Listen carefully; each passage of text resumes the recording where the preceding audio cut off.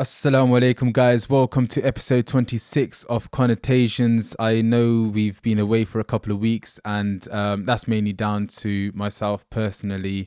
I can't echo the sentiments of the co hosts, but for me personally, I didn't want to upload anything that isn't going to be beneficial to people and them practicing their deen throughout the month of Ramadan. So finally, I've managed to secure a guest for the podcast. If you guys were interested in further reading on the topic of Zakat, feel free to click the YouTube description box and you will find plenty of resources there and links which will take you to some material that you can, obtain some further insight from. And actually, before we get into it, I just wanted to highlight, so Connotations, we're supporting a charity initiative via Server Foundation. It's dedicated towards Pakistan. So because of our affiliation, we wanted to support the cause. Essentially, it's support for daily wages in Pakistan. So we know a lot of people are going through, different levels of poverty in the country, not just in Pakistan, but around the world. But we wanted to help support something where we can actually make a difference. So with just a donation of something as little as £25, you can help feed 5 families for 1 month. And with a donation of £20, you can help pay for a coronavirus test. So it's something where your money, what we think is a small amount of money, will go a long way for people over there. So guys, please support the initiative, and it's over at justgiving.com/connotations.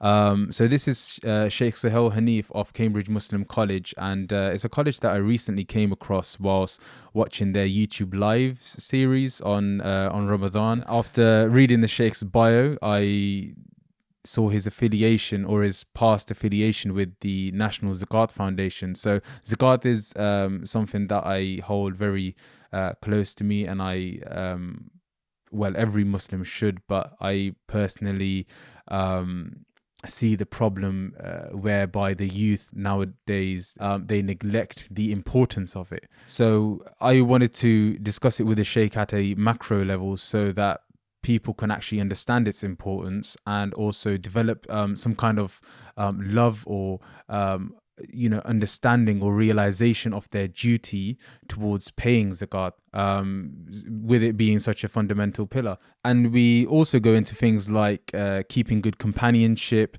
understanding purity in Islam, what is pure Islam. The Sheikh touches on that, and the social welfare vision, not just for the UK but also the rest of the world. So it's a really fascinating podcast, and I'm really, really pleased to have the Sheikh on. So I'll speak to him now about his background, how he came into studying Islam, how he developed that interest to be able to dedicate his life to studying the religion. May Allah give us the ability to act upon what we have learnt or we are about to learn in this podcast, and may he give us the tawfiq to pay our dues.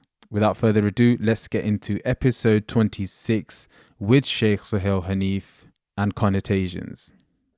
بسم الله الرحمن الرحيم الحمد لله رب العالمين وصلى الله وسلم على سيدنا محمد وعلى آله وصحبه وسلم. Assalamu alaikum. Thank you all very much, first of all, for the kind invitation. Background stories go quite long, so I'm going to not go too far back. I think the most pertinent details that might be of some relevance is that, just before I started university, I went on a 1-month intensive program in Nottingham as a 17-year-old who had very little, markers in the head. I was quite a bit of a clean slate, really. And the experience I had on this summer program was something I could never had anything quite like. I spent a 1 month with a group of students and teachers who had, teachers who were representing really ancient traditions of learning as they spoke to us. The teachers included Sheikh Hamza Yusuf, who at that stage was just about to become very, very famous as he went on to become. And he had just come, he was speaking of teachers teaching fiqh and hadith in the deserts of Mauritania. And for a young 17-year-old, never met anyone who did anything in the desert ever. And so those stories were quite inspiring. Sheikh Nuh Keller was on this program as well, who was teaching, what can I say really? Primarily conveying this deep spiritual tradition of his teachers from Syria. There was a Shaykh called Shaykh Abdul al-Qadi. He was a very, very beautiful man, a very beautiful character, very genuinely lovable, very sincere person who had studied with a group of his teachers in Saudi Arabia. So there's these traditions of learning, basically. And what they taught us, the way they taught us, it was so inspiring and so, I don't know, it turned my world upside down, really, that I think all the rest of my life was me trying to consolidate and relate to and really grasp what that experience was. And I think to this moment, I must say I'm the result of that particular experience. So I went on to university and I did a degree in information systems engineering in Imperial College. And needless to say, I didn't enjoy it very much. I know you guys all work in computing, so I don't know if you relate to that or not. But unfortunately, I just come out of this very powerful experience. So rightly or wrongly, I was daydreaming about, I've got to be in Syria, I've got to learn Arabic. I think it's kind of immature, really, in hindsight, because I think you should make the most of where you are. So anyway, so the whole university time was me sitting through lectures I couldn't relate to, had no interest in. I used to go right at the end of lectures just to pick up class notes. I couldn't even, I knew I wouldn't get it, just because I just wasn't in that mode. So for 3 years, I went through this odd experience of just trying to get by with a lot of daydreaming in the background. And all of my free time, I was trying to learn Arabic or memorize hadiths or, what became my hobbies and passions, basically, in that time. And then, it's odd, what can I call them? Odd life circumstances after I graduated sort of materialized in my travel to Jordan, which was meant to have been just a 2-year short intensive study period, but it so happened I stayed there for 12 years. Studying and teaching Arabic and Islamic studies. So that's my quick version, although it was long for a quick version, of my little sort of religious learning story. Did you have that environment at home in the beginning? Like, did you have an Islamic background, The Islamic home environment environment? is really interesting. So what happened was I'm by far the youngest of 3 siblings. And what happened was when I was 11, my dad works in oil and petroleum. So a lot of his career has been in the Middle East. So when I was 11, we moved to Doha, Qatar. Me, him, and my mum and my siblings stayed in the UK, who were much older than me. So being brought up in Doha with my parents, there was the environment of going to the mosque. And so I think that definitely did help. My parents were definitely into their own, I think, Quranic studies. Perhaps it was they were just about to take quite a religious journey of their own, just around that period as well, in terms of they went on Hajj and they got very much into their Quranic studies. So I think it was the beginning of a journey for all of us in some sense. That's all. And I was fortunate enough to make some very good friends. One particular good friend who also has become quite a prominent teacher now. He's Sheikh Hamza Karamali. We were both 11 in secondary school. So I think he had a big influence on me as well, encouraging me to pray. And he did one of those one-liners I don't believe in, but it had a big impact on me because, when you're young, you all start fasting. And he said, if you're not praying, it doesn't count to be fasting. So I don't support those kind of one-liners myself. I think that's not the right way to talk to someone. But ever since then, I started praying. That was like it was a one-stop shop. He just did it, and that was the end of the story for me. I don't know, maybe I was 10, I was 11 or 12 back then. Yeah. So that came around. So you practicing came around out of fear in a way, rather than No, it's not the fear or nothing. All I can call it is company. And that's the biggest thing I always say to people. It's not really about, you are seldom going to be different from the company that you keep. And very interestingly, when this particular friend of mine left Doha, which was, 5, 6 years later, yeah, I kind of, I don't know, I can't explain it now, but my thoughts, my things went a bit off a little bit. And I met a Shaykh, and the Shaykh said, "What kind of friends do you have?" And I realized that this quite good friend of mine had just left, and the Shaykh told me, "Oh, you should pray for friends. You should pray for good friends." And so my advice to everyone young is always, yeah, you will never be too much different from the companies that you keep. So I wouldn't say it's fear or this or that influenced me, but it was just I was blessed and fortunate to have particularly good friends at particularly key stages in my life. And this particular good friend, Sheikh Hamza Karamali, he was a very good person in many stages of my young years of my life. We were the same age, but uh, it kept me grounded. So no, I would just say to everybody is you have to look out for your friends. And if you have good friends who you genuinely enjoy being with them, and they genuinely carry values that you believe in, then you have to realize you're really, really blessed. Because parents only take us so far, but it's the friends who kind of really determine a lot of what we turn out to be.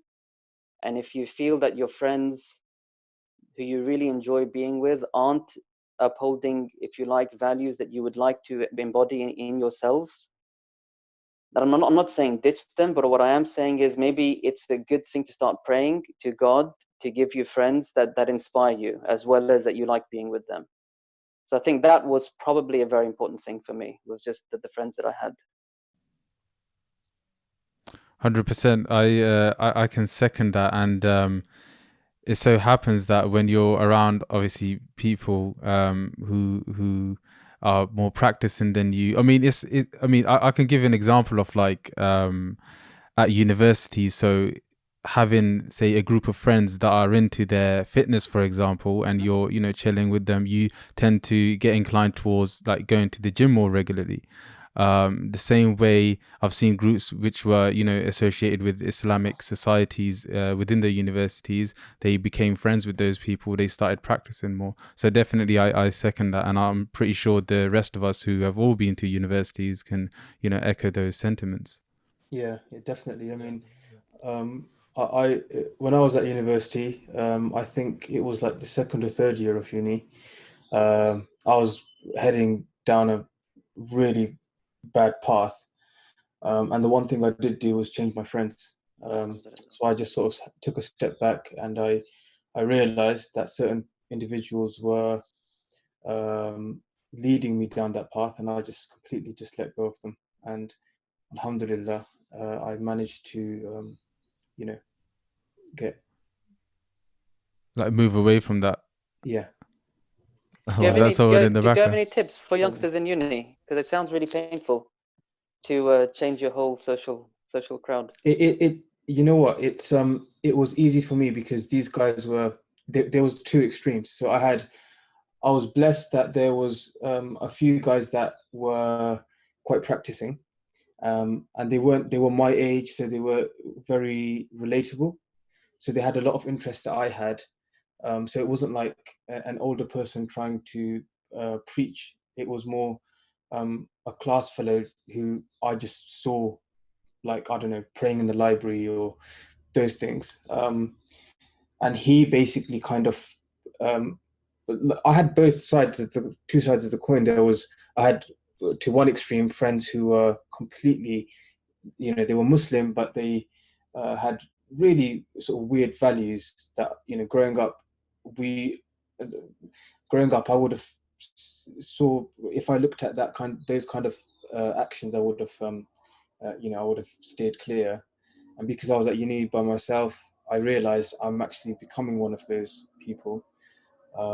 So I sort of went to the other friends. So I was blessed that I had somebody who I could use as a point of reference. And then there was the Islamic Society, and we, with that, became a lot of purpose. With these the university societies, sorry, you have to go through these exercises where the university give you funding, and to get that funding you have to do certain things. So that gave me a lot of purpose. So I just kept myself busy in that. But I know if I was to stay with those friends, because I know what position they're in today, and it's been about 4 years or 5 years since I graduated. Unfortunately, and I do pray for them, they're not in a good position. So Alhamdulillah, I got out of that sort of. Yeah, and if you think about it, we obviously, especially at this age, we tend to spend more time with our friends than we do with our parents. So even if our parents were, practicing, we're probably more likely to follow the deen, so to speak, of our friends, which is so important for why we need to have good friends. Yeah. I would even say that I had non-Muslim friends who would use the same individuals that I would use as a point of reference. I had a friend who was suffering from depression, and he was non-Muslim, and he went to my friend who was quite religious. And just because he was religious, my non-Muslim friend sort of understood that this guy has a sense of, right and wrong, and sort of what is going on with life in general. So he went to him for clarity and stuff. So that's just one example of how somebody who is amongst a lot of sort of darkness and like bad people and depression and things like that, how they can sort of be the light and the beacon for the people around them. Yeah. Sheikh, explain to us, how did Oxford University come about? University of Oxford. Yeah. So what happened was, I was doing my Arabic and Islamic studies in Jordan, and I think in the last few years of my time there, I got I became close to some teachers who really inspired me intellectually, who combined what we would call traditional studies, which is studying the classical sort of curriculum of texts and schools of thought and so on. And they combined that with very, I could call it careful academic research work, where they were not just, if you like, passing on ideas, but they were critically trying to really grasp, how these traditional disciplines worked, why they worked the way they worked, how particular historical actors contributed to these knowledge traditions. And so it was a research environment that was knowledge focused, and that inspired me incredibly. It just suited, I think, the way I am and the way, where I wanted to go. I had a lot of questions, but then I wanted to think about carefully, because prior to that, I was teaching in an online Islamic school, formerly known as Sunni Path. And so I was teaching classical texts, but in that process, I guess you develop your own curiosities. Then you want to really grasp, what is it that I'm teaching? How is it supposed to be working? What are the tools for, I guess, applying these knowledge traditions faithfully? I know I'm speaking a bit vaguely. So anyway, so that process kind of got me into the mode that I actually wanted to be in a research environment, to be able to contribute to these questions. And I was very happy to do that in Jordan, actually, because I saw that the academic scene had very interesting people contributing in the Muslim world. The Islamic academic scene had a lot of average people, but some interesting voices were there. But the issue was, in a place like Jordan, I have to do my undergrad again, and they make things really long sometimes back there. So it just so arose. Then I thought, okay, I'll come back to England to do my PhD. Actually, I also applied to America. American PhD programs have a lot more training involved with, they teach you French and German and all these wonderful languages. There's more funding as well for PhD programs in America. But anyway, so I applied to a number of PhD programs then, because it felt like the right next step for where I wanted to take myself. And so Oxford wasn't something I was seeking out, but it so happened that it was the closest of these to my family home, which is in southwest London. And I was fortunate enough to get a scholarship from the Oxford Centre for Islamic Studies. And I'm very grateful to their support, because it started off that whole part of my life. And so that's where Oxford came about then. So I did a 1-year master's there. The program is called, yeah, sorry, I carry on. Do you know Sheikh Saqib?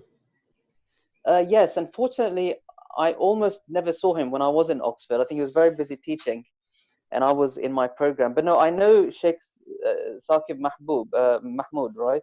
I think that's the Based in surname. Oxford. Yeah, I know him from that program that I told you about before I The went to university. right, There's okay. a lot of people whose lives were sort of did a googly on, Yeah, kind of yeah, yeah. maybe I think turned upside down in some sense by those summer programs. They were called Rihla programs. So I know Sheikh Thaqib from that program, Right, yeah, as yeah. also a He's young man from Hounslow who kind of right. went on a trajectory. So unfortunately, I know him well. I've a very deep love and respect for him, but I didn't actually meet him very much when I Yeah, was in Oxford. There's a small thing about the program in Oxford, just before we go on.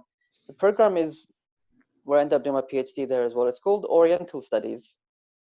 And so I guess it's important just to point out that it's not a place where you go to learn about Islam as such.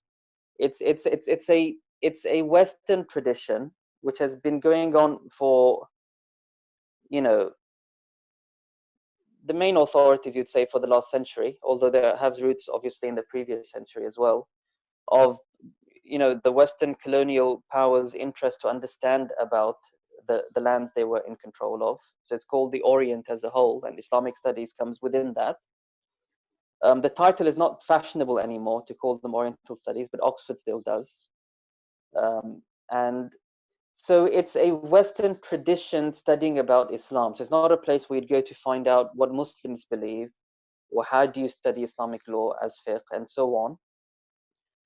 But for me, as someone who had done, I think, a fair bit of those studies coming into the program, it gave me some useful tools to think about history and society and texts. So for me, it was still a positive experience in that I learned tools and ideas in history that I didn't know I felt that was useful.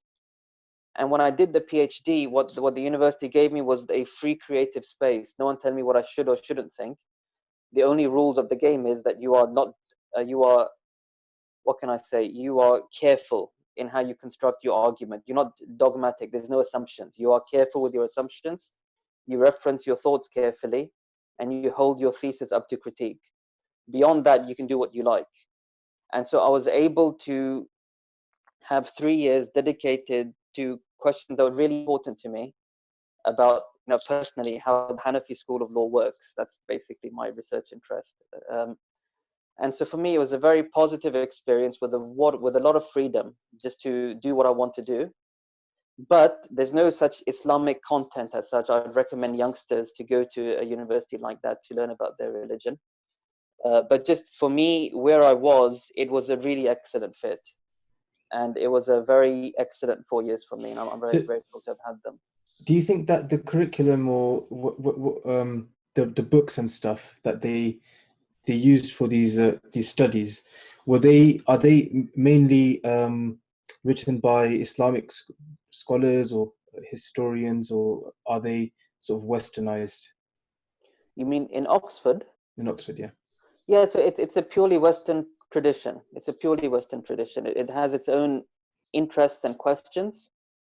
So 100 years ago, most of the questions, or even before that, sorry. So the very early questions are to do with, where Islam came from, different ways to try and explain this phenomenon of this kind of book in that particular context, what would have influenced it.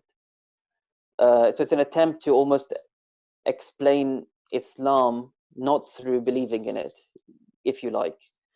And then as the questions developed, a lot of it was around then these various disciplines of Islamic law, where they came from. Are hadiths real or not? Then why would they make them up? How did they make them up? So it's a very much an outsider set of questions.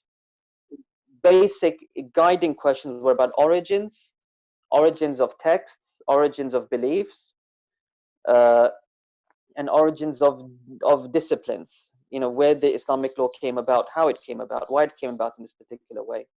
So it's very origins focused, if you like, and history focused. But what's happening, that's, the very early questions, if you like. What's happening more and more now is a general interest in the later experience of Islam. So leaving origins aside, what you might believe about them, the intricacies, if you like, of Islamic law as a discipline, how Muslims gave fatwas in India in this century, or just sticking with Islamic law, how Islamic legal courts worked in Egypt in that century. And so what you find is a lot of very detailed, often meticulous, sometimes lazy, but that's in any intellectual, group of people. But sometimes you get very meticulously researched work with manuscripts, with history, with records. And so you get some very, very good research papers and research books that do, if you're in the area, they do expand your mind. They do, make you challenge some of your assumptions. And what's happening now is there's so many Muslims coming into this area as well. That's also influencing the kind of questions people are asking. So at its origin, no, it's a purely non-Muslim, consciously outside of the whole question of belief, study of Islam and the experienced Muslim. And essentially, yes, the text, the origins, the civilization, the history, the politics. And as time is going on, a greater interest in very meticulous questions about the various Islamic disciplines in various Islamic cultures and histories and societies. So you do get some very interesting studies that are produced from this very historical, it's all a branch of history and reading texts. That's the classical sort of discipline of Islamic studies. That is quite interesting, because obviously there's a big difference between Islam, how Islam is preached and dawah and practiced in say from our cultures, like the subcontinent, and compared to the Arab countries. And you've obviously lived in the Arab countries for, you mentioned, 12 years. And obviously for us as youngsters, it's quite interesting, because we've adopted our families have adopted a certain culture where we inherit from back home, and the way we lead our lives, the way we practice Islam is a little bit different to the way it's practiced in other countries. So that's interesting. I think there's cultural influences in every any sort of say in an Arab country or in a Pakistani country or in England. I think there's culture plays quite a big role in practicing Islam itself. I think it's very difficult to go back to the pure Islam, so to speak. Would you say that's correct, Shaykh? Well, that's quite of a loaded question. What we mean by pure Islam? What we would say, on the contrary, is Islam has a very resilient, very strong but flexible sort of ethic. And so Islam has flourished in many civilizations and societies. Islam has flourished in a variety of settings. And it's not for us to say these are less pure Islams than the Islam of the Arabian desert. That's sort of the power, if you like, of Islam, of its learned traditions, such as the fiqh, the Islamic law, and the theology, and also of its founding texts, i.e., basically the Quran. The Quran is very universal in how it argues for the belief in God. It's very general and specific. Like, it's very specific on what it really cares about, which is your connection with God, God's absolute power over everything, and your duty to your society. And it's very vague on many other things. It doesn't go into a lot of details on what that's meant to be looking like. Even its stories, really interesting, its stories are really, really vague. Other than knowing about, there's Abraham and there's something, you don't know often who the interlocutor is and where you're speaking to. Really interestingly, there's a story of a man called Dhul Qarnayn in Surah Al-Kahf. He's this conqueror who goes east and west. And people have debated. Some say it's Alexander the Great, and some say, oh no, a common modern interpretation that my teacher likes is it's Cyrus the Great. He's a great Persian sort of emperor, a few generations before Alexander. And in his conquest, in the Quranic telling, he goes to the far east and the far west, and he goes a bit north. When he goes to the east, he finds these people who are really primitive. And the Quran describes them vaguely as simply saying they had nothing to block them from the sun. And so they're seen as really primitive people. Like, I don't know if they had clothes, I don't know if they had homes, really primitive people. And I remember one of these writers saying, if it's Cyrus the Great, these people might be somewhere in Sindh, in the Indian subcontinent.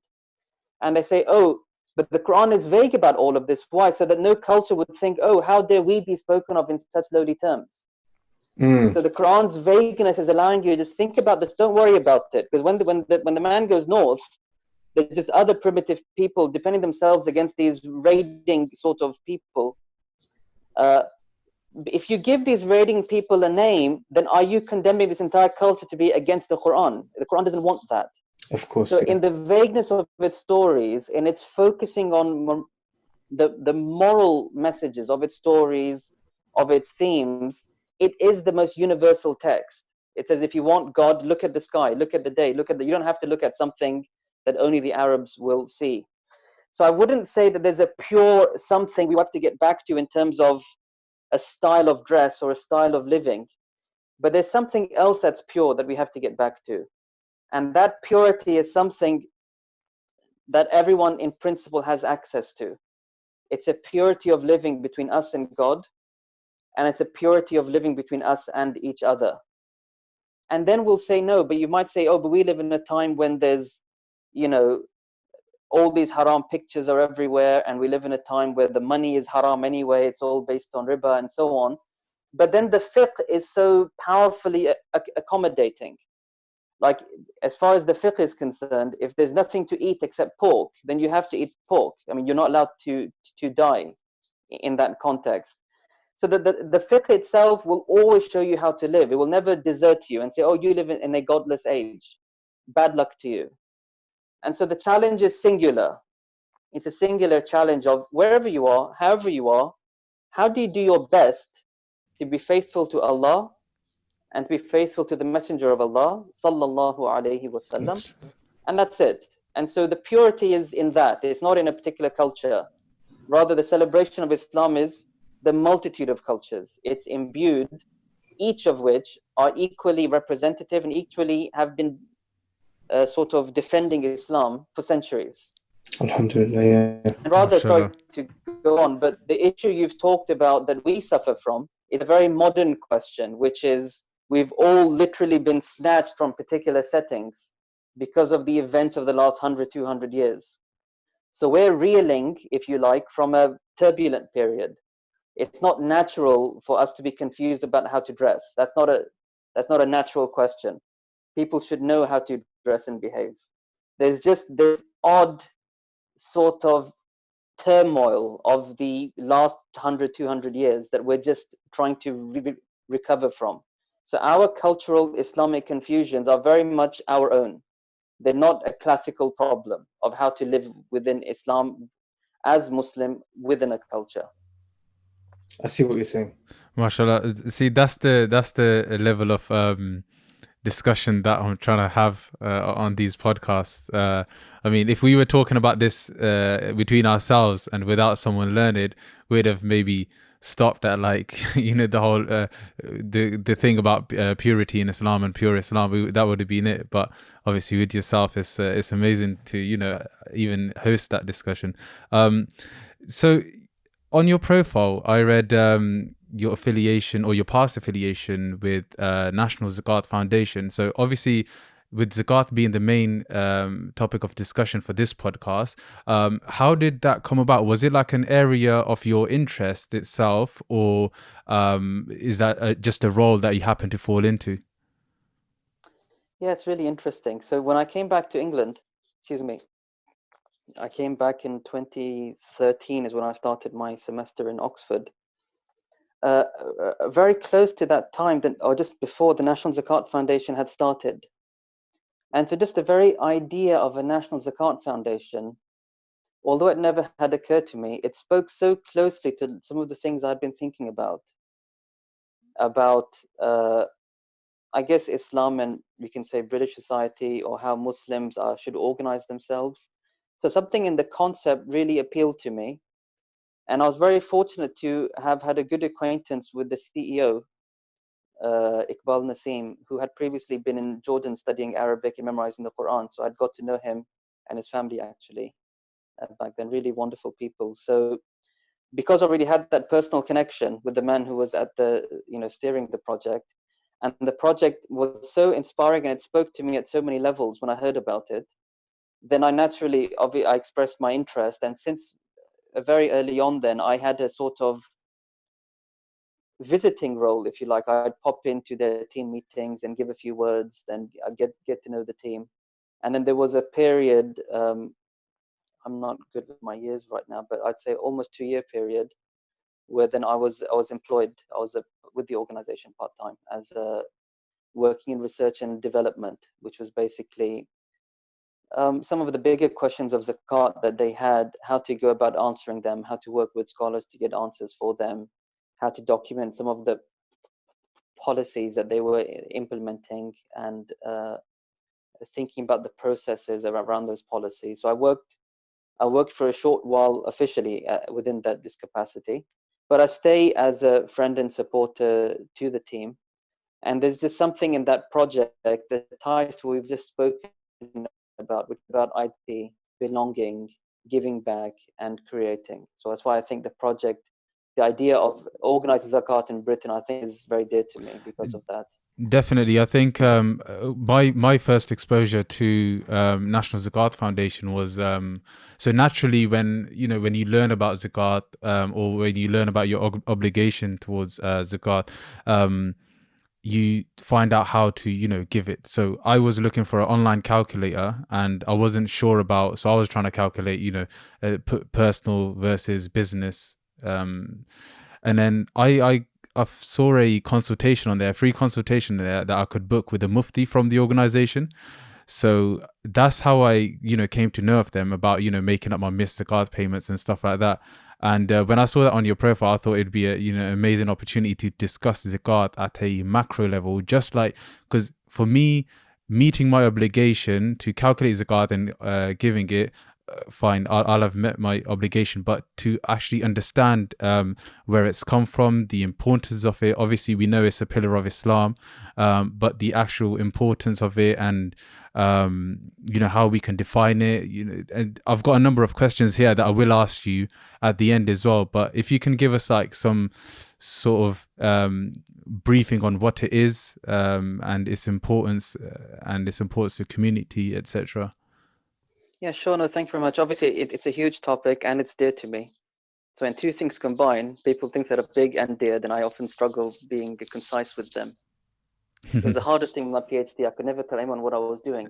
Don't be concise. Feel free to take it to I town. loved it. It was deep, and I never was able to describe my PhD unless you have unless it, when the tap's open, then it flows. Anyway, I'll talk. I'll start, and you please interrupt me whenever you feel is a good time to jump in, and also to direct my musings as well.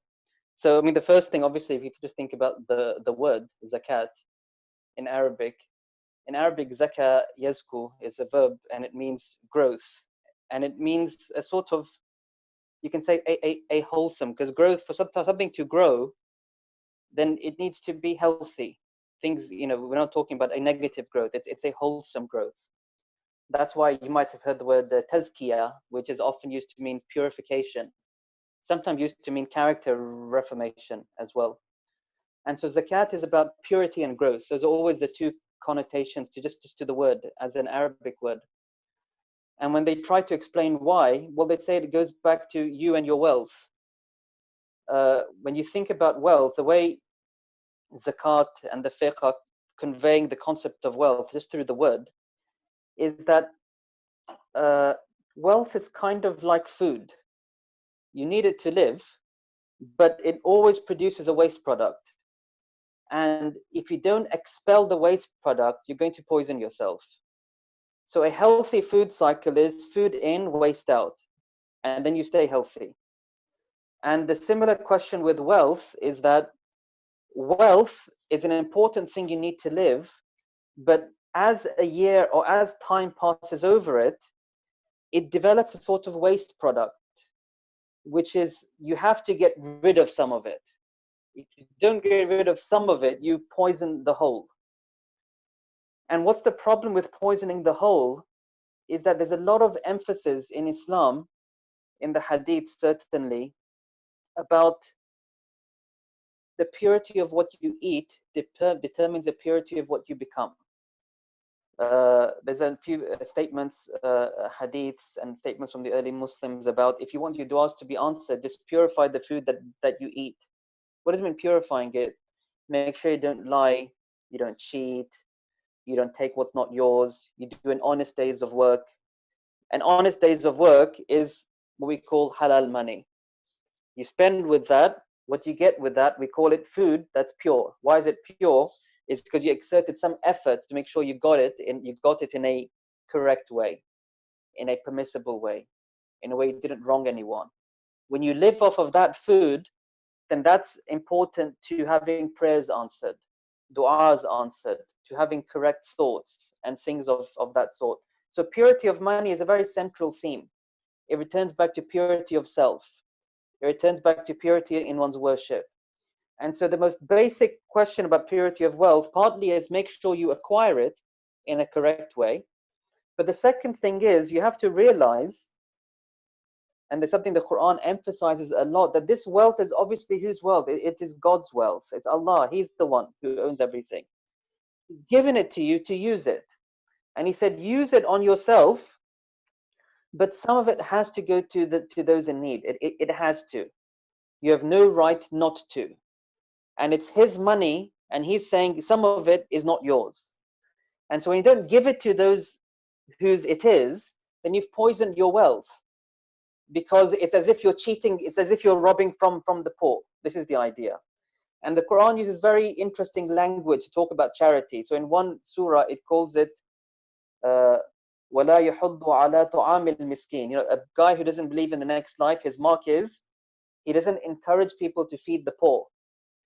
But the Quranic, the Arabic phrase was not feeding the poor, it was ta'am al-miskin, the food of the poor. And what that was implying in that language was the food in your fridge, some of it belongs to your poor neighbors.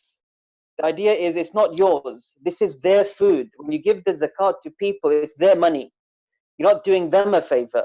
You're doing yourself a favor by getting someone else's property out of your money. And if you keep it, the entire money then gets poisoned, because you're hoarding what's not yours. You're withholding what you have no right to withhold. And it's going to come back and hit you at the end of the day. So that's the idea of purifying wealth. So zakat is zakat, it's purifying, because you get out the waste product.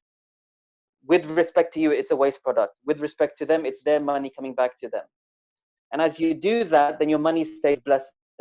And then you get the other idea of zakat, which is growth. The idea is when you make sure you don't wrong anyone with your wealth, whether by cheating when you earn it, or whether by withholding the zakat when it's due, when you make sure you are just very clean with how you go about your money, then God blesses it. Allah subhanahu wa ta'ala blesses your wealth. And you find that within yourself, within your family. And there's another Quranic theme which comes back again and again, really emphasizing Surah Al-Baqarah, the first, major surah of the Quran after the opening Fatiha. Verse after verse, verse after verse, verse after verse about the virtues of giving and charity. So giving and charity is one of the most emphasized Quranic injunctions from the earliest revelations until the last revelation. So charity is what Islam is about, prayer and charity.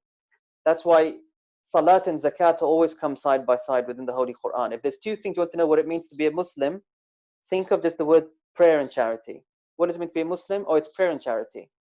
We glorify God and we thank Him and we praise Him, and what He's given us, we make sure we spend of it on His creatures. That's Islam. Right at the beginning, that was Islam. When the prayers were only tried twice a day, when there was no zakat, zakat became obligatory in Medina. So there's no zakat, for like 15 years of the Quranic revelation until after that point. But right from the beginning, people were being told, if you don't feed the poor, that leads you to hell. Why aren't you feeding the poor? The poor have a right to your money. You got to look after the poor. That's right from the beginning. Without them, any institution of 2.5% and the rules of zakat. Then in Medina, then we have an institution developing. So that's just a thing to be clear on. So zakat is purifying, and so the message, sorry, I distracted myself. So in Surah Al-Baqarah, the emphasis was always, if you spend a little bit for the sake of Allah, He'll give you back a lot more. And so it's a sort of investing with God Himself. There's a really beautiful play on words almost in another surah, Surah Rum, where Allah subhanahu wa ta'ala says, يَمْحَقُ اللَّهُ الرِّبَى وَيُرْبِي الصَّدَقَاتِ. Riba is another word that means growth in Arabic. Zakat and riba both mean growth. Because in interest, you're trying to grow through a particular mechanism, which is a mechanism of exploitation. And in zakat, you're seeking growth through another mechanism. It's a mechanism of caring for others and relying on God. And so Allah contrasts the two with the play on words. Allah says, يَمْحَقُ اللَّهُ riba. Allah will efface the riba, وَيُرْبِي الصَّدَقَاتِ. But the growth you seek in riba, you'll actually get it in sadaqah. Sadaqah meaning charity. Sadaqah is an interesting word as well. Again, within the Quran, zakat is sometimes called zakat, and sometimes it's called sadaqah.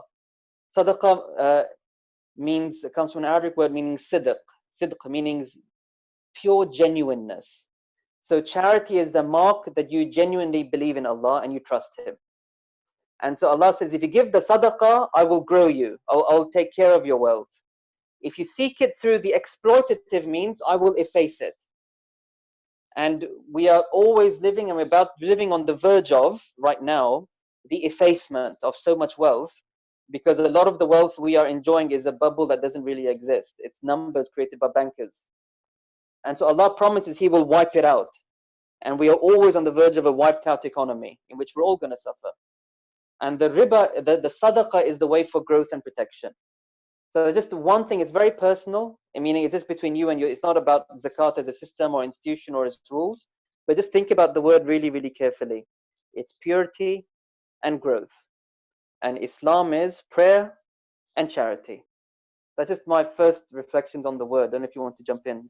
Yeah, I mean, I want to touch on the personal experience that you mentioned. So, I know zakat is a personal thing, but how can we actually encourage people to sort of love paying zakat, in a sense that in one of your talks, I came across a point where you mentioned that how Ramadan and fasting is a social is more of a social experience, and that's how people come about to fast, because everyone's doing it together, kind of thing.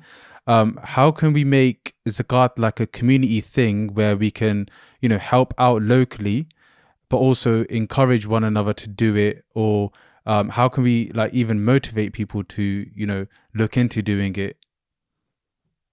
Yeah, so there's a few angles we could do with that.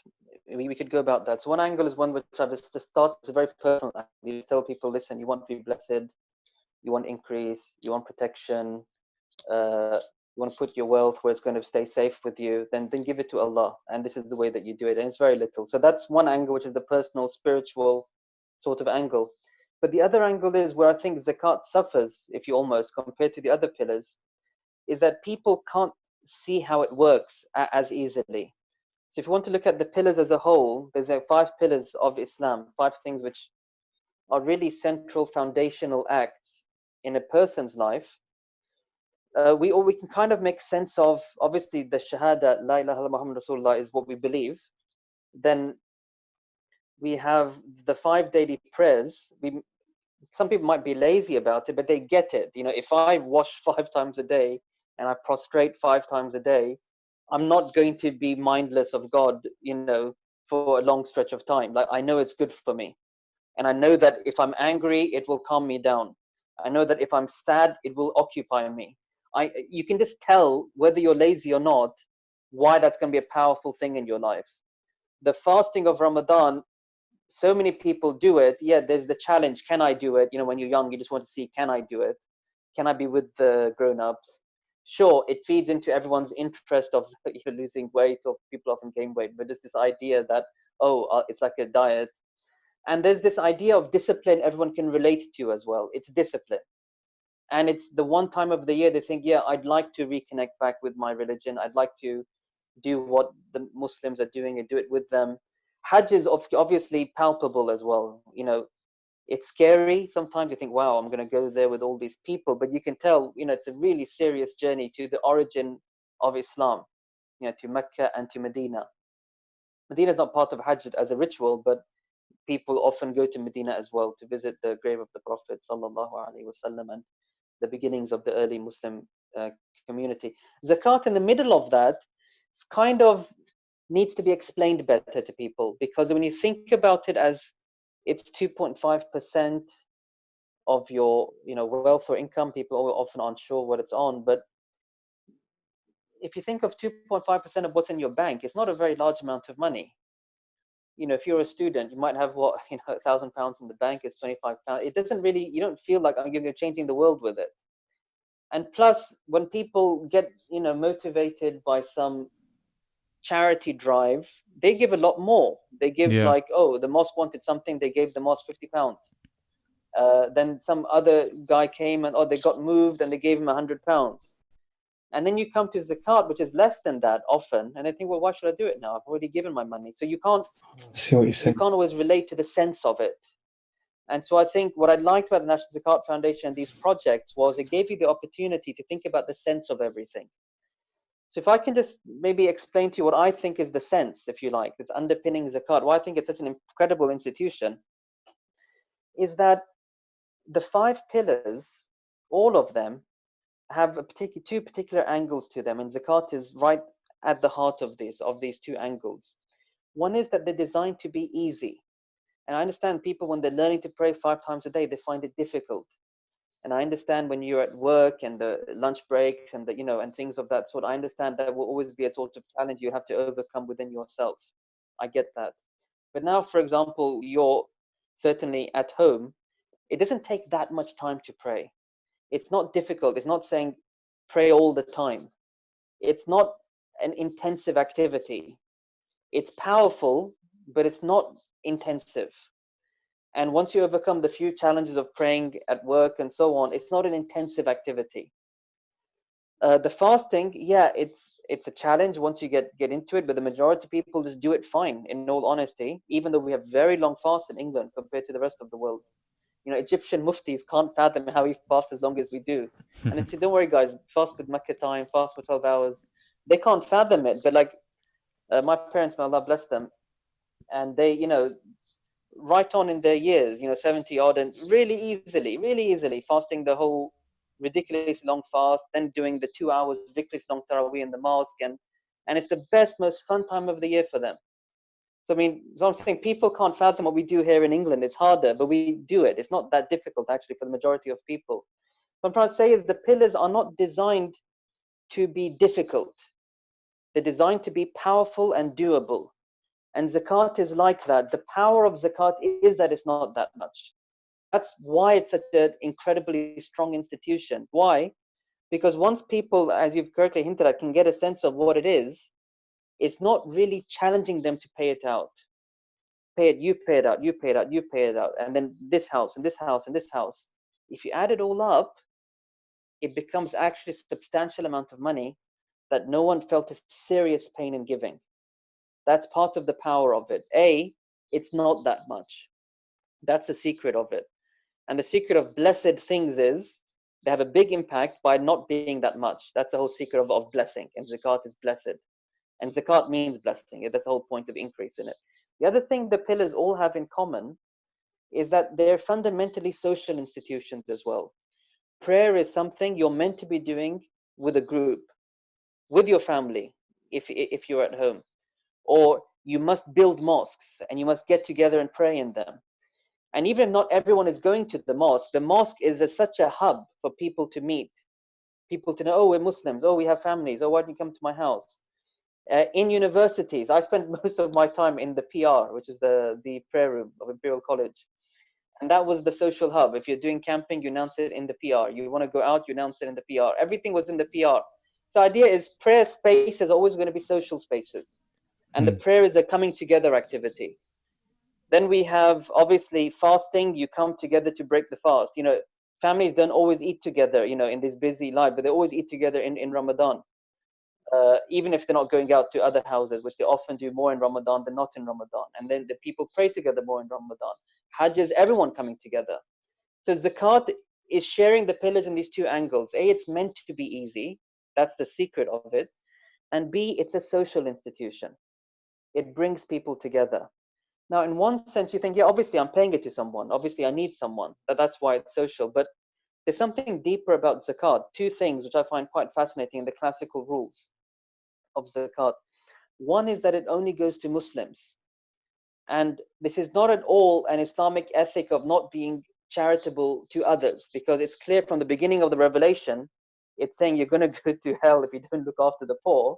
And all the poor were idol worshippers in Mecca. There were very few Muslims in Mecca that you're meant to be looking after.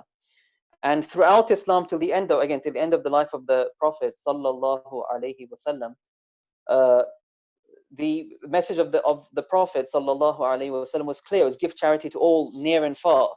Be kind to creatures, be kind to the animals. There's nothing about Islam which is not about being kind to others. But zakat has a particular role, which is not that. It's not charity in general. It's about building ties between the faithful. It's about building a sense of pride of belonging to Islam. It's about saying to anybody, if you become Muslim today and you're needy, we're not going to give you lip service that you're with us. We have a duty to feed you and your family and to pay your rent. It's to make sure that belonging to Islam is not a lip service of belonging. It's a baseline of belonging. If we have a mosque and if you want to become Muslim, we have no greater right to it than you, even if we paid for it and you paid nothing. And yesterday you were speaking against it. It doesn't matter. The mosque is a free space. If anyone claims ownership, it's not a mosque. No one can own a mosque. A mosque has to belong to Allah. But that's the way the rules work. It's a trust. It's a public trust. No one can say it's mine.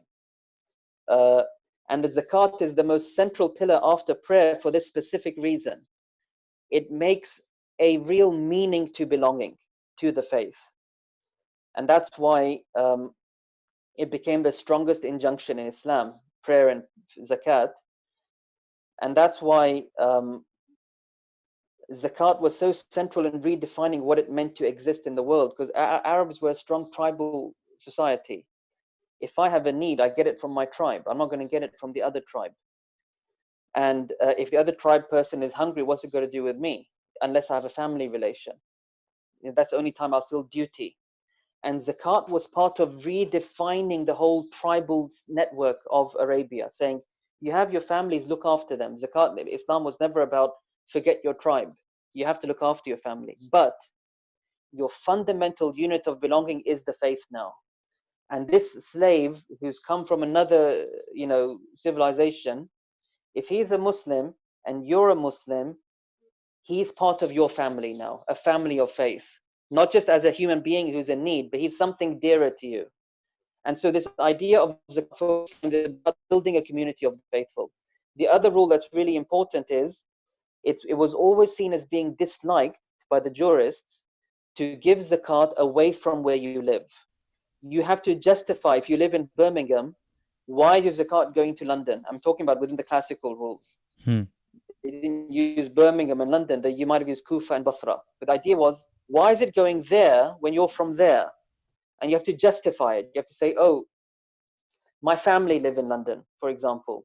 Or you might say, oh, people in London just had this, flood or fire. They had a fire, it's the 1700s. They had a big fire in London. We're okay in Birmingham. They need it more. So the classical fiqh say you have to have a reason to give the zakat away from where you live. The base is you give it where you live to the faithful. If we do that, you'll get a sense of what zakat is doing. It's building a real network of relationships. It's making it on your neck to figure out, if you're living in Birmingham, for example, who are the needy? Do they have channels to raise their need? And it gives them a right to almost demand, can you guys look after us? We're here right now. So zakat is the foundation of a very powerful community network where people should feel pride in belonging. People should want to belong to, because they know that they're not going to go hungry. And if they convert to Islam and they're rich, we say, oh, listen, it's a great religion, but you have to know we have a right to a part of your money. And you have no right to withhold it from us, because we're a group now and we're a family and we look out for each other. And so zakat is super powerful, because if you imagine Muslims in the area where you live, if everyone paid this amount and you pool it up and you spend it on the people where you live, so-and-so, look at where we are right now. So-and-so lost his job. So-and-so's getting 2/3 of his income. Don't you think that you'd feel really good about yourselves, knowing that A, you're helping your friend, and you have this pot of money, you don't have to stress over it because everyone chipped in just a little bit. You can really help each other. You can really pull each other out, especially in the time where we're in right now. And you'd feel it. You'd feel the happiness of giving. You'd feel, wow, it really helped my neighbor and didn't cost me anything. And you'd feel the pride of wanting to be with this group. So all I want to say is Zakat is a really powerful institution because it's easy, because it's little. And Zakat is not like the rest of your charity because it's trying to fundamentally create a community of the faithful. That's why you can't spend from Zakat onto bricks for a mosque, because bricks are just bricks at the end of the day. You haven't built a relationship with someone who's worshipping Allah subhanahu wa ta'ala. That's why it's different from spending money on bricks. It's not spending money on, it's not going out to these, parts of the world that you don't even know what's happening if people next to you are in need. Zakat is a very different kind of charity. It's charity at home. It's building a family, and it makes you really want to belong to that family. If people understood that power of Zakat, then I think they'd want to be a part of it. But if it feels irrelevant and there's no impetus to be a part of it, and there's one thing comes to mind, I know we should jump in right now, but one thing comes to mind right now is also the situation we're in right now is so fascinating. Again, to illustrate the power of Zakat, is that who is being so hit in the current pandemic? It's these charity organizations, because people are afraid to give charity because they have the fear for their own income, and they're not at the front of the queue of if they made money off of charity cuts, for the government support, they're not like basic service providers in that simple sense. So the charity organizations are suffering right now, but a Zakat institution isn't going to suffer as much because people still have to pay their Zakat. Yeah. Because charity is coming out of, you want to do something. When you're afraid, you get scared to do it. Zakat as a duty, the word duty is sometimes seen as a bad word. It's not. It's just reminding you of just something you have to do, which means even when people are afraid, they will pay it. And so Zakat is a very reliable source of income, especially in times like now, because Muslims will pay Zakat as a sense of duty, and the wider public is scared to pay charity. And so the baseline of support within our networks will still be there. So Zakat has a resilience because it's a duty, it's not very much at all, and it's building communities of a real sense of belonging where you are. And so you see its power, its strength in its simplicity. And if people got a sense of that, they'd have a greater desire to belong to it. Sorry to go on with that. No, that's really good, Sheikh. I've got a question. So there's a lot of people that would give charity otherwise, in general causes towards food packages in Palestine, say for example, or they'll give it to their local mosque or whatever to help with Ramadan, iftars, etc., etc. How do we get people to differentiate between charity that they give on a day-to-day basis or during Ramadan and Zakat? I feel like people sometimes confuse the two. Like you said, they'll give £50 towards building a mosque or food package, and then they'll be like, oh, my zakat is £25, say for example, I've already given 50. Why is that kind of thing? Could you just clarify in regards to that? So there's a few things here, and so now just to go back to one point, which maybe I said in the classical fiqh, you're meant to pay it locally. It's definitely a valid and correct zakat payment if it's not paid locally, first of all. And especially if you feel for some reason the need is greater over there. So we make this issue that we feel there's no one needy where we live because we live in a welfare state. That's an often assumption people have. But a lot of the homeless people are Muslim, and a lot of people who struggle to get by are Muslim. So that idea is not always correct, that the fact we're in a welfare state, there's women who don't have places to live very easily, they have to go to shelters, Muslim women, because they have issues with domestic violence. Obviously, we have to look after them. So just an issue of, is there really need in Britain is not always an accurately framed question. But all I want to say is if people give it abroad and they feel that's what they've done, then yes, it's a completely valid zakat payment. Going back to your question, how do you differentiate one from the other? In the classical fiqh, what differentiates acts is two things really. There's the rules of it. This payment that you've made, can it count for zakat within the rules? yes, there are rules in zakat, but it's, as I've hinted at, is to illustrate, is to ensure zakat is used in a particular way for a particular purpose. That's why the rules are there. If this payment that you've done of food parcels or feeding, taking care of the poor in Palestine, for example, if it suits the rules, then yes, it can count as a zakat payment. All that's left is what they call your intention. The intention is, because you're giving things out, in various ways. What differentiates one from the other is what you wanted it to be, what you counted it for. That's all. So if someone has intended these as zakat, I mean, they wanted it consciously to be a zakat payment, and therefore they went through the steps to ensure that it counts for a zakat payment as far as the rules are concerned, then yes, this is a zakat payment. And you can do it without intending it, meaning someone came and they said, oh, we have these starving, I don't know, group over here, and they have no food for their iftar, and it just arose, and you have the ability to help, and you want to help, you weren't planning to do this, you can give it there and then, and intended for zakat. Zakat doesn't have to be in a particular time of the year. If the need arises and you want to do it, and in your conscientious judgment it would count as a zakat payment, you can intend it there then, and it goes as zakat. You don't have to wait for a particular time of the year to make this payment of zakat. So if an organization doesn't specify a zakat policy, are we still okay to recognize the cause as, okay, zakat could apply to here, and if we donate it with our intention that is for zakat, would that be acceptable? Yeah, in principle, yes. And it goes back to your conscientious determination of whether they're doing this properly. So the main rule of zakat, and yes, I'm going to say things that are subject to scholarly deliberation. So there are people trying to redefine some of these questions. Yeah. But the basic baseline rules that are commonly agreed upon when it comes to zakat, what commonly agreed upon is that you have to give an item of value to somebody who qualifies as a zakat recipient. So the item of value could be money, but it could also be a food package. It could also be medicine. It could also be something else. It could also be clothing. And so if your payment is going to be translated into giving an item of value to somebody who is a worthy recipient, then without a doubt, this is a valid and correct zakat payment. If the money you're transferring is not going to go into that, it's going to go into paying salaries for people who are offering some services to the poor, then the poor is not really taking anything from your payment, an item which has in some sense enriched them.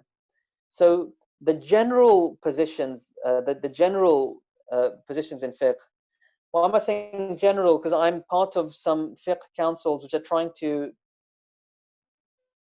if you like, reinvestigate some of these questions. So you might find some people saying otherwise. I'll share with you now what is at the current time research on the fringes. I'll tell you what people would normally should be taught and should understand right now. So what people normally should be taught and understand is paying someone salary to then look after someone who's poor. You've not enriched that poor person at all. And the zakat is about enriching them, giving them something that they can do what they want with it, like it's theirs. Something that you had has now become theirs. It could be cash, and it could also be non-cash. So that's the only thing you'd want to sort out with this drive is how are the funds going to be used? Would they enrich someone who is in need? Yeah. Coming back to the community aspect, you mentioned about serving your local community first. Now, how do we even establish that? Because we're living in the UK, we don't really have too much exposure to understand within our community who's poor and who's not. So how would we go about that in this country? So that's where, when zakat was originally legislated at the time of the Prophet sallallahu alaihi wasallam, and the time of the early caliphs as well, may Allah subhanahu wa ta'ala be pleased with them, it was a fully centralized institution. The idea was there were zakat collectors whose job was just to go around and take zakat from people. And most of the zakat back then was actually in heads of animals. It wasn't even like in coins and so the items of wealth were gathered centrally, And all you'd have to do was go to somewhere central and say, oh, you have a need, and just take it from them.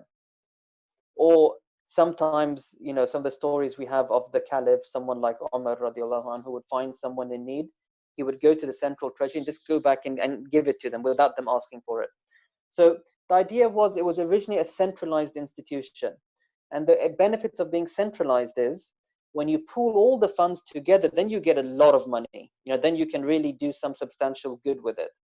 And then when you pool it all together centrally, the people whose job it is to manage that, they will be most likely aware of who is in need, because that's their full-time job. People come to them and they go to the people. So the idea of centralizing wealth facilitates both angles: gathering a good amount of money and then giving it to people who have the best chance to know who has the best need. And that's why charity organizations exist in the first place. It's the idea is that they pool funds and they take a job off of your shoulders, because you might not know. But sometimes you might know better than the charity organization, or you might know that your brother lost his job.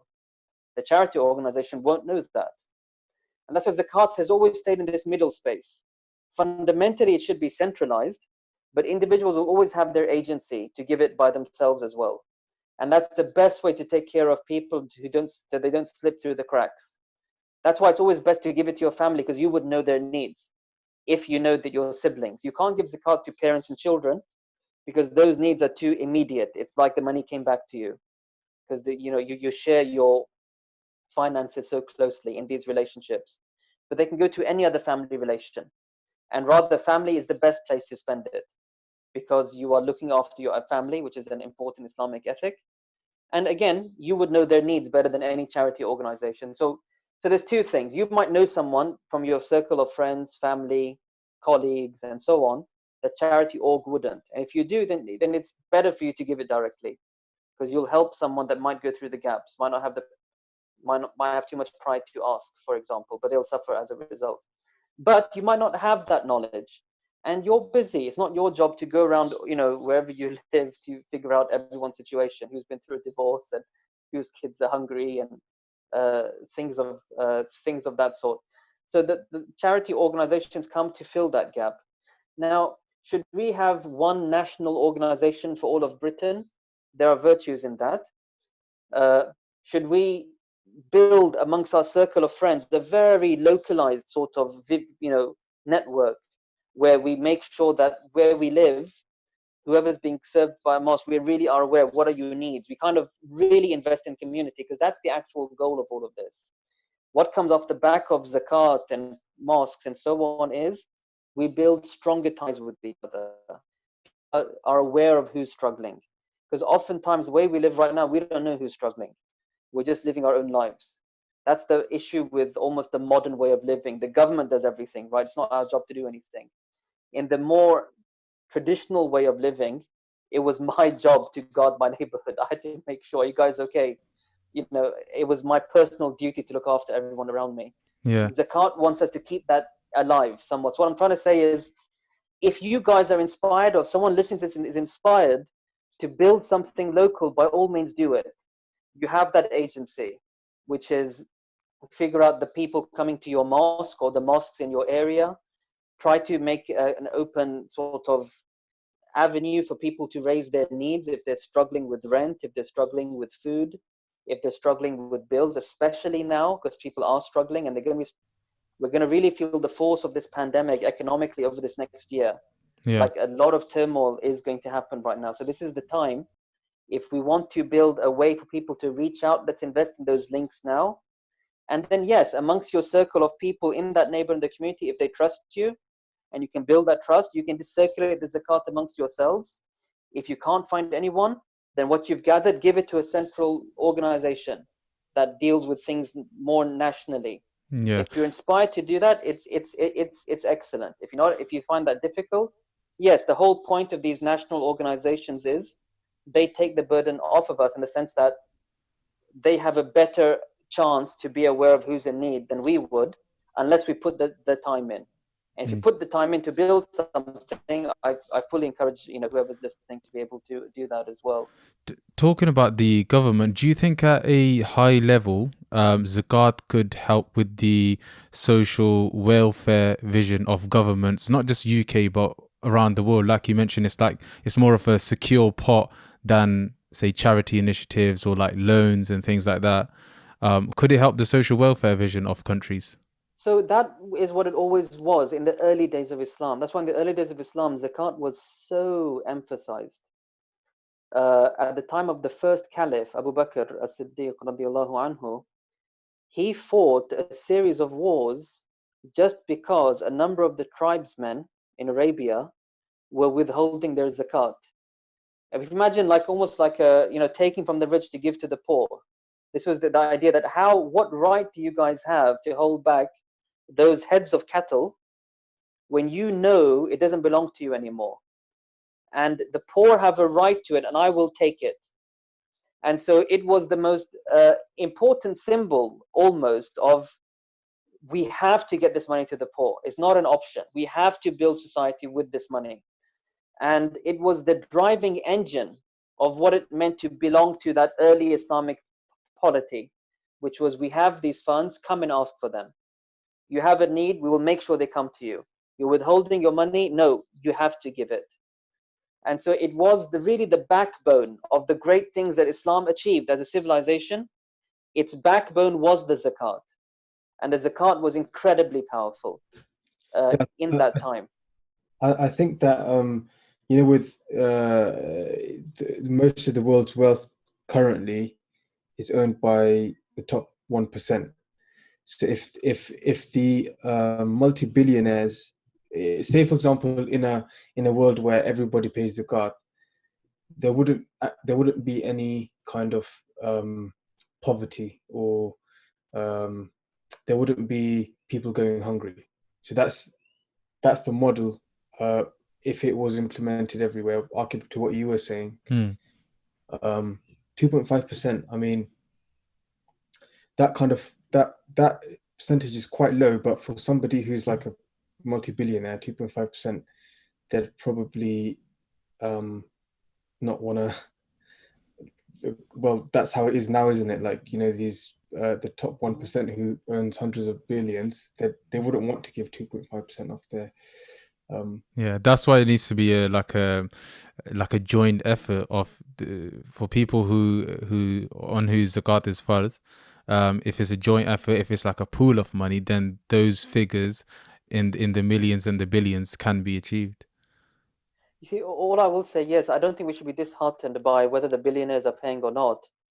It's that even if everyone in England, forget all the Arabs who own half the property in London, if they chipped in, yes, because that's UK, there's wealth they're generating in the UK, say that within the UK.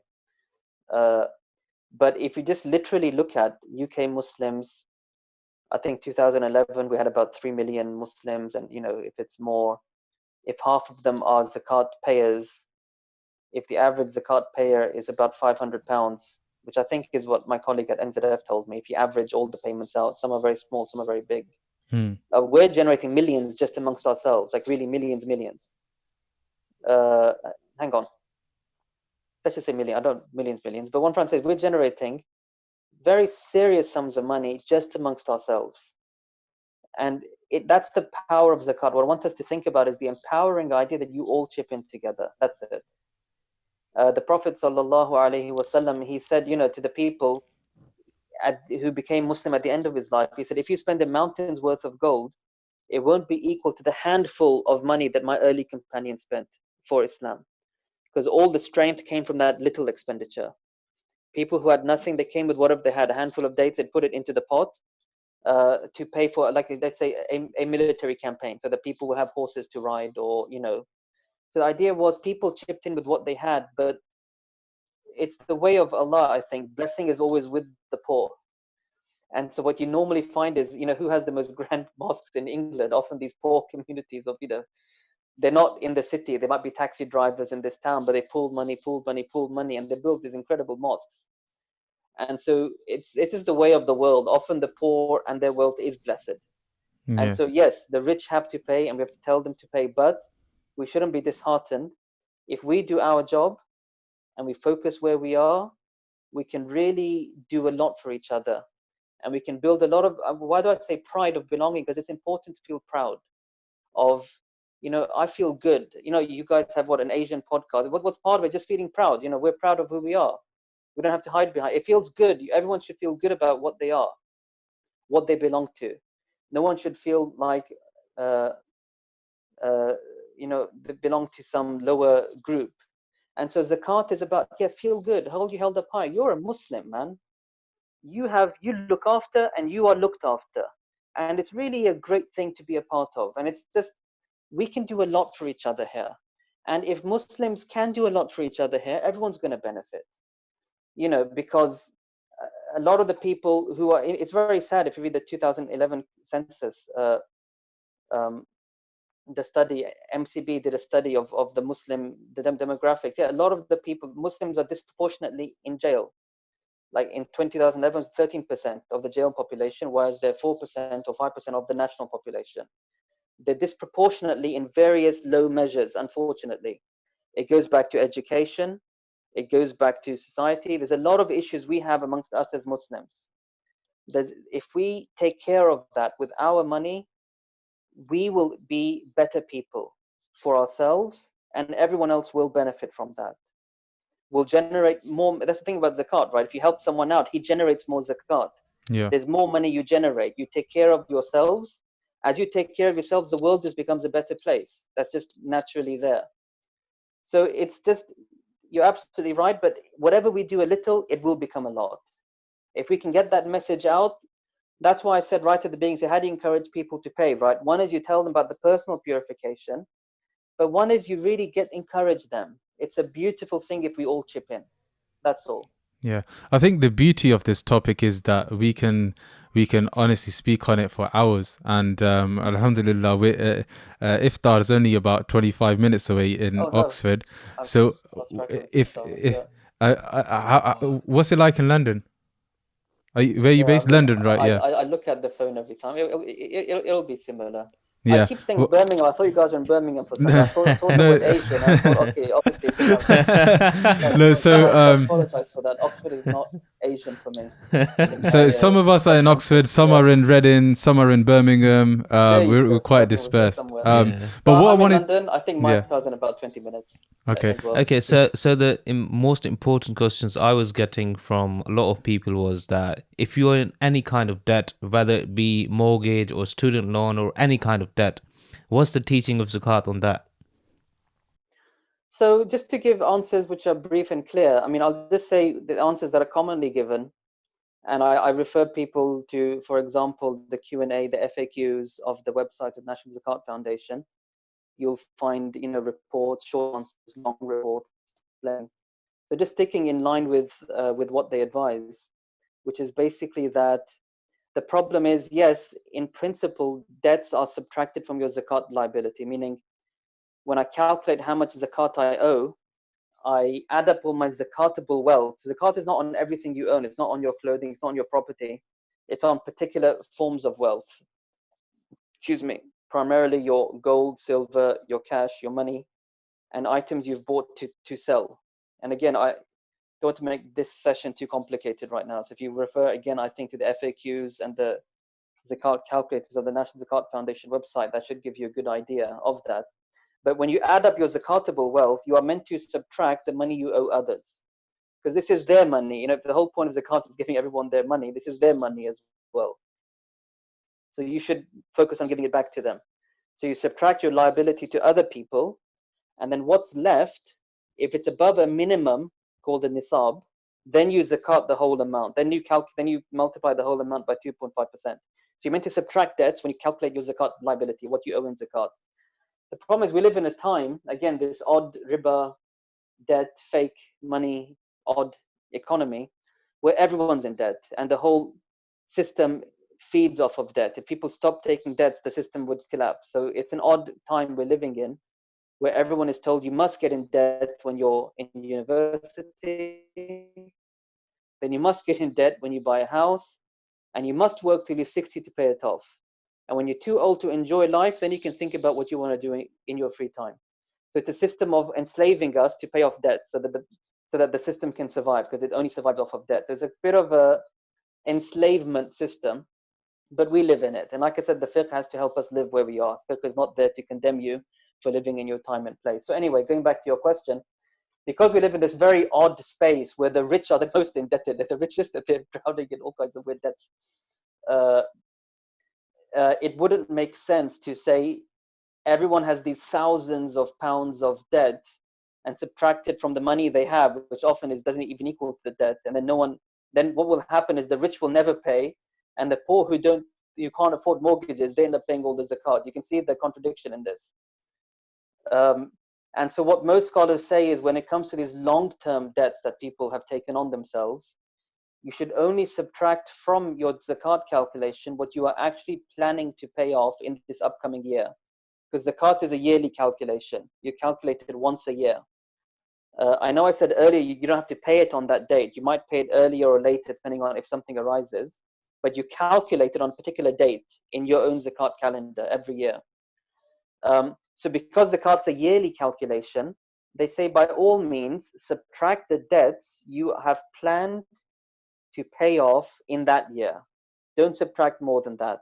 And that becomes a fair calculation then, because then you are subtracting what you will be paying to someone, and the rest you calculate the share of the poor in.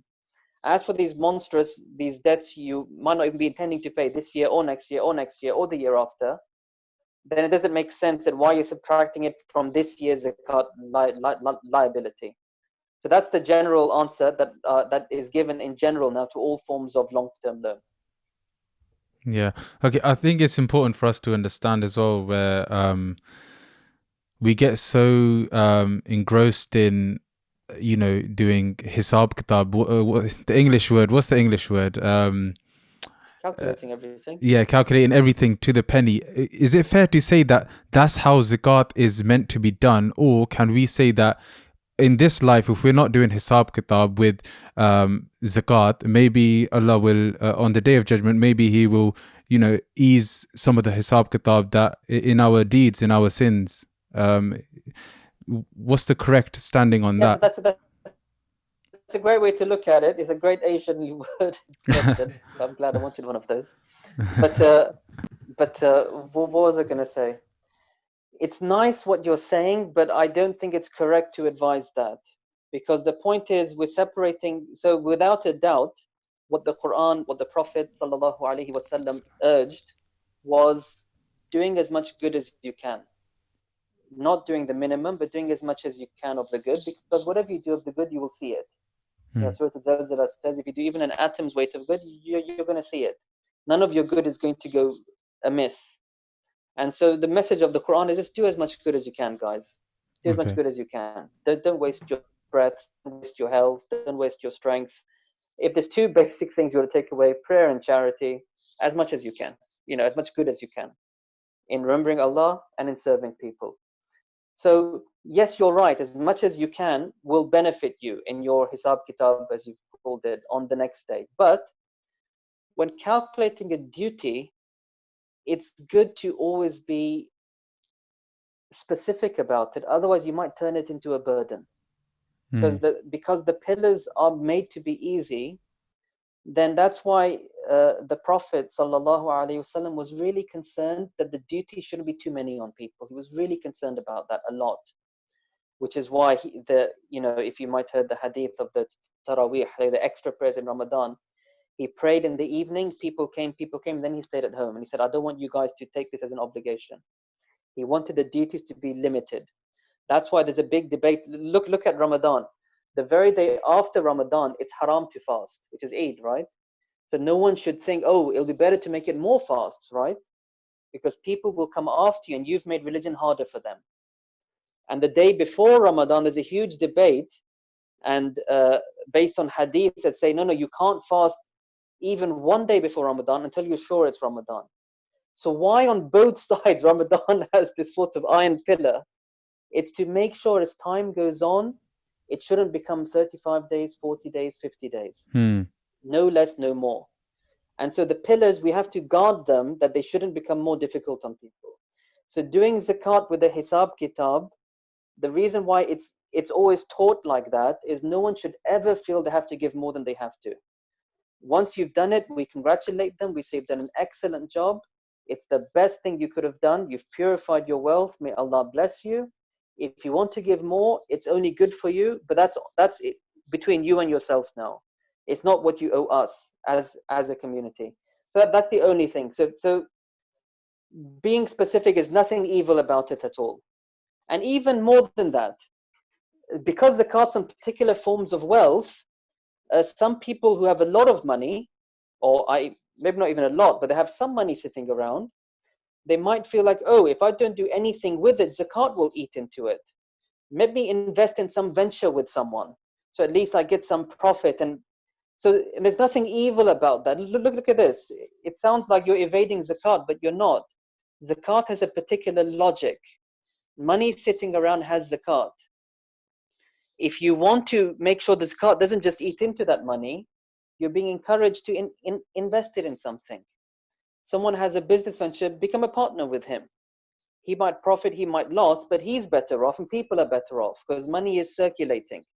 Part of the logic is zakat is just circulating wealth among people, not just through its payment, but because people with cash will be encouraged to put it into something, into some venture, so it generates more income, so that the zakat doesn't diminish it because they also have made profit from some venture of theirs. So it's not even evil to do both of these things, which is what? Do a very serious calculation on zakat and pay only what you owe, because there we're just encouraging people that it's easy, man. You don't have to do more than you have to. There's nothing evil about that. Another thing that's not evil is if you have cash lying around, to think, oh, what can I do with it? So it wouldn't take, the zakat wouldn't take too much out of it, because what you will end up doing typically is just increasing wealth by working with a businessman, by investing. Maybe you get some buy into some project, whatever it might be. So you're still helping people. So none of this is evil. None of this is wrong. The only thing that is wrong is withholding your zakat from people, which is due. That's wrong. That's evil. And there's some very harsh words about that. So that's something you don't want to go down. You want to purify your wealth. Keep it simple. Look after yourself. There's nothing wrong with that. But what you owe, you have to pay. That's the only message. What you owe, you have to pay. Let's do a quick fire round of questions, and we'll try keep it brief in the interest of time. So, touching on that, what you just said. So, what happens if one doesn't pay zakat? What are some of the consequences in this world that we might see happening before us, and also in the hereafter? Yeah. So it's not in my power to speak of direct consequences you will get in this world. There are some hadiths and Quranic verses. I'm just going to mention one Quranic verse in Surah At-Tawbah, which is the surah that details some of the most important rules of zakat, namely who you can give it to. It speaks off by speaking about, actually, this verse starts off by speaking about religious leaders from other communities. And it says, you know what, these priests, they're known for sometimes hoarding the silver of charity and not giving it out. And so it's almost like a warning about religious hypocrisy as well, because obviously religious people gather wealth from people. If you have a particular project, certainly, the churches, of all the richest institutions, they gather a lot of wealth from their people. And the Quranic verse says, yes, but they have to now spend of it. So then the verse starting off with that general scene, it then says, وَالَّذِينَ يَكْنِزُونَ الذَّهَبَ وَالْفِضَّةَ وَلَا يُنْفِقُونَها فِي سَبِيلِ اللَّهِ فَبَشِّرْهُم بِعَذَابٍ أَلِيمٍ. And so those people are just hoarding gold and silver and not spending in the path of God. They give them the good news. This is a sarcastic statement. Give them a good news of a painful punishment. يَوْمَ يُحْمَى عَلَيْهَا فِي نَارِ جَهَنَّمَ فَتُكْوَى بِهَا جِبَاهُهُمْ وَجُنُوبُهُمْ وَظُهُورُهُمْ هَذَا مَا كَنَزْتُمْ لِأَنفُسِكُمْ فَذُوقُوا مَا كُنْتُمْ تَكْنِزُونَ. So on that day, this treasure of theirs will be heated and they'll be branded with it on their foreheads, on their sides, and on their backs. And they'll be told, this is your treasure that you were hoarding, so taste it now. That's all I'll say of a very visual sort of image about the consequences of hoarding wealth and not spending of it. So you can see zakat just makes it easy because it makes it so small. And the Islamic impetus remains, which is you have to look after people. And of that, the duty is very, very little in all of that. And that's why there's no excuse for anyone to be hoarding their zakat. You should pay it out. And if you, yeah. Okay, so can the payments be spread year round? And what's the best time of the year to pay it? Yeah, so technically everyone has their own zakat date. And your own zakat date is when you first became rich in your life. The way the zakat works is, the first day I became above the nisab, normally for many people might be when they go to university or when they get their first job. If you the first time you go above the nisab, it's a particular date. It's best to learn it on a Muslim calendar because zakat is typically calculated on the lunar calendar. So if you remember that date, it could be any date of the year. It doesn't have to be Ramadan. You don't pay zakat the first day you become rich, but 1 year later you look at your accounts. If you're still rich, meaning above the nisab, then you pay zakat 2.5% on that date. And every year on the date, if you're rich, 2.5%. Next year, are you rich? 2.5%. Next year. And if you on any date fall below the nisab, then there's no zakat that year. And the whole date gets cancelled. And we wait for the next time for you to cross the nisab. When you cross it, we don't pay still. You just you just record the date. And again, same pattern. Revisit it 1 year later. Are you rich? Pay nisab. Next year later, are you rich? Pay nisab. So the date moves with you. And if you're rich on that date, every year you keep paying. If you're poor, we wait for you to get a new date. Simple as that. Everyone's got their own date. What happens is most people, many people you meet, and they're not paying zakat.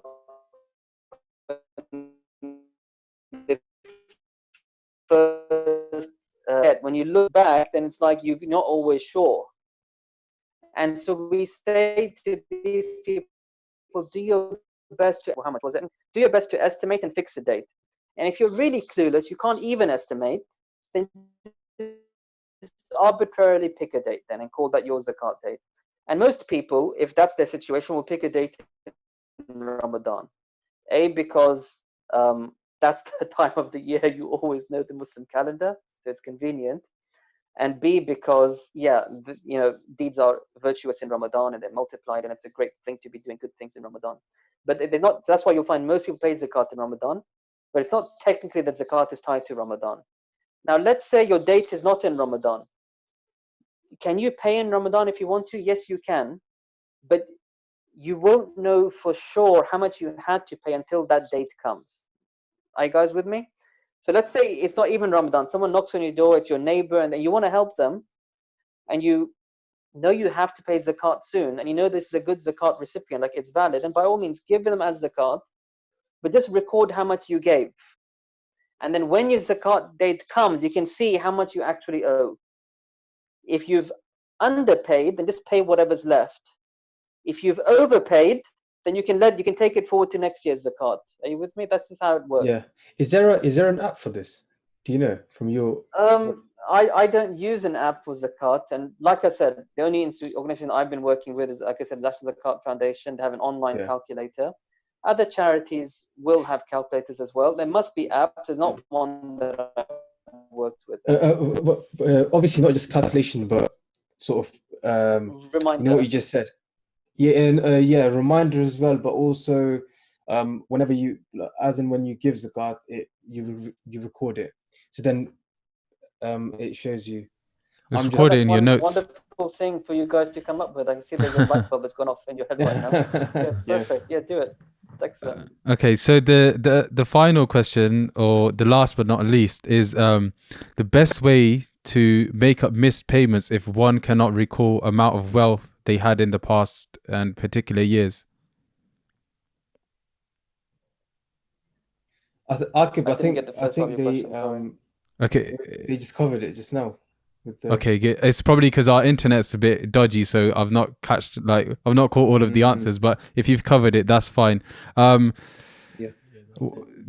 think we've covered quite a bit, and I just want to apologize to the audience as well for the dodgy internet connection on our part, whereby we've not been able to ask follow-up questions on some of the questions that were really interesting.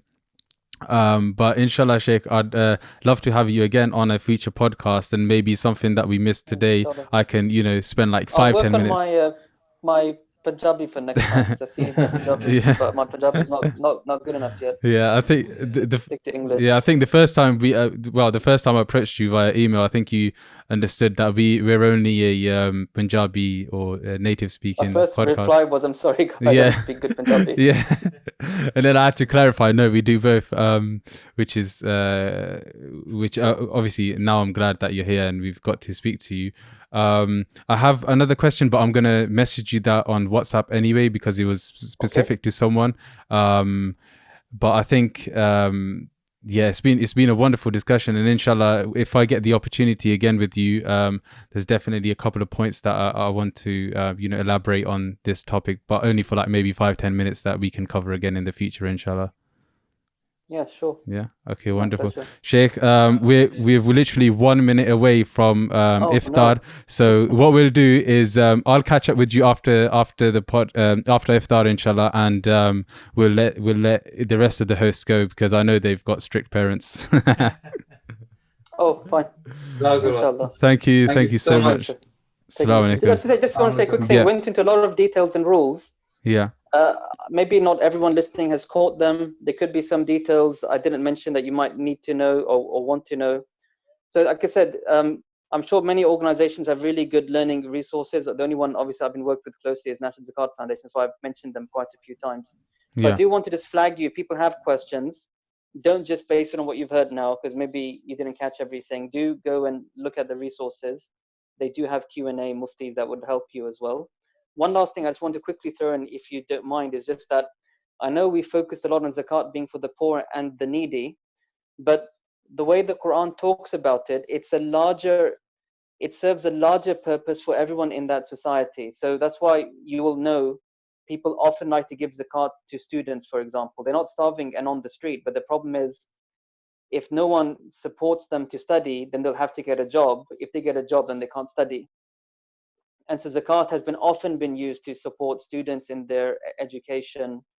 And so it is for people who need the money, but don't think when you've heard me talking, it's just for the guy who's homeless and on the street.